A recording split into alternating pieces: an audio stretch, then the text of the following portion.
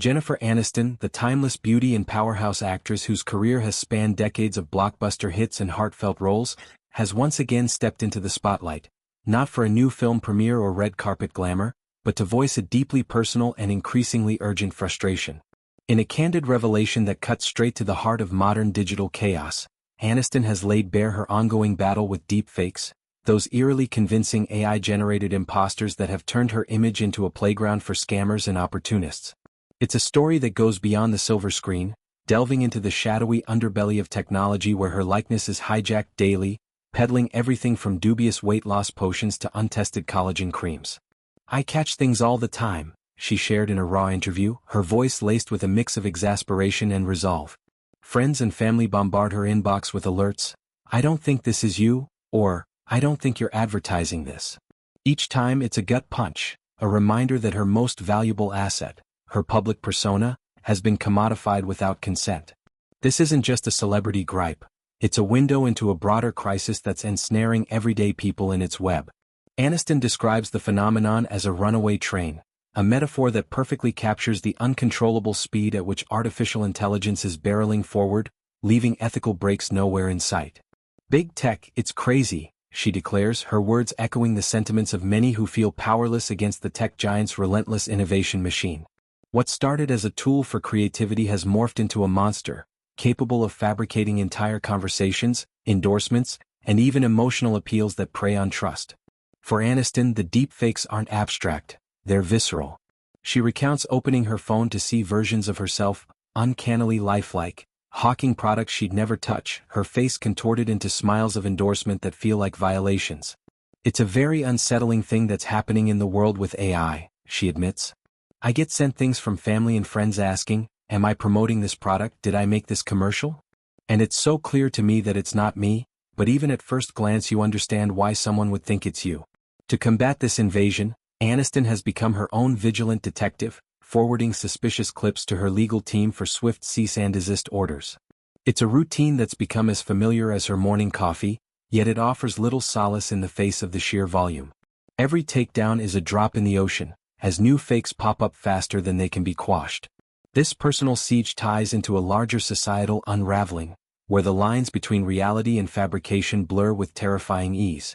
Aniston doesn't hold back on her critique of social media's role in this mess, pointing out how platforms designed to connect have instead amplified division and deception. "I'm sure the guys who came up with it thought it was a great idea and, yeah, congratulations on your billions," she says with a wry edge, "but it has taken down a huge portion of humanity."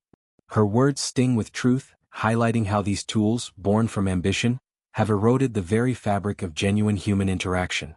Young people, in particular, are at the epicenter, scrolling through feeds where authenticity is optional and manipulation is the norm. Aniston's deepfake woes aren't isolated anecdotes.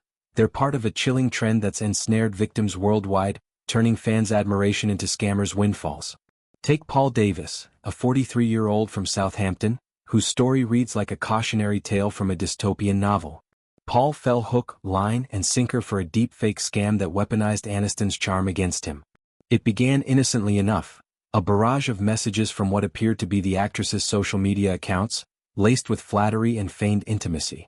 Then came the cruel twist, an image mimicking Aniston's driver's license, followed by a professed, "I love you," that tugged at his heartstrings. Desperate to help the woman he believed was in need, Paul wired $266 via non-refundable Apple gift cards. The heartbreak hit when reality crashed in.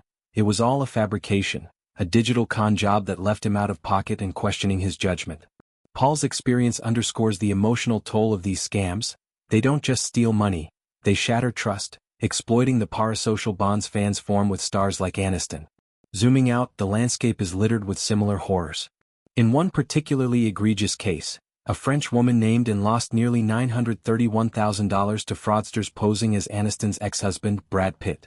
The scheme was masterful in its manipulation, starting with a message from an account claiming to be Pitt's mother, then escalating to Pitt himself pouring out tales of woe. Anne, convinced of the connection after months of messaging, opened her heart and her wallet when Pitt revealed a supposed cancer battle, his funds allegedly frozen in divorce proceedings. AI-generated selfies and voice notes kept the illusion alive, until a public sighting of the real Pitt, healthy and happy with a new partner, shattered the mirage. hospitalized for severe depression, and emerged to share her story, a beacon for others ensnared in the same trap. Pitt's agent decried the scam as awful, urging fans to ignore unsolicited messages, especially from celebrities without official social media presences. Circulating images of the fake Pitt in a hospital bed served as stark evidence of AI's dark potential, blurring empathy with exploitation. These incidents aren't mere footnotes. They're harbingers of a future where deepfakes could upend elections, relationships, and economies. Experts warn that without robust regulations, the technology's accessibility, free tools churning out hyper-realistic forgeries in minutes, will democratize deceit. Aniston, ever the advocate, uses her platform to amplify these concerns, calling for accountability from the very companies profiting off the chaos. Her legal salvos are just the start. She envisions a world where tech behemoths prioritize ethics over endless growth, where algorithms detect fakes before they spread.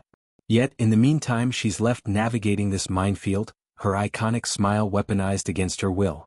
It's an irony not lost on her. The woman who brought us Rachel Green's relatable charm now fights to reclaim her own narrative from digital ghosts. Beyond the tech terror, Aniston's interview peels back layers on her personal odyssey, revealing a 20-year shadow war to build a family that tabloids twisted into caricature. For years, headlines painted her as the selfish workaholic, who chose career over kids, a reductive trope that stung deeper than any deepfake. They didn't know my story, or what I'd been going through over the past 20 years to try to pursue a family, she confesses, her vulnerability a quiet rebellion against the gossip machine. Because I don't go out there and tell them my medical woes. That's not anybody's business. But the constant barrage, the narrative about how I won't have a baby, won't have a family because I'm selfish, wore her down. It does affect me, I'm just a human being. We're all human beings. That's why I thought, what the hell?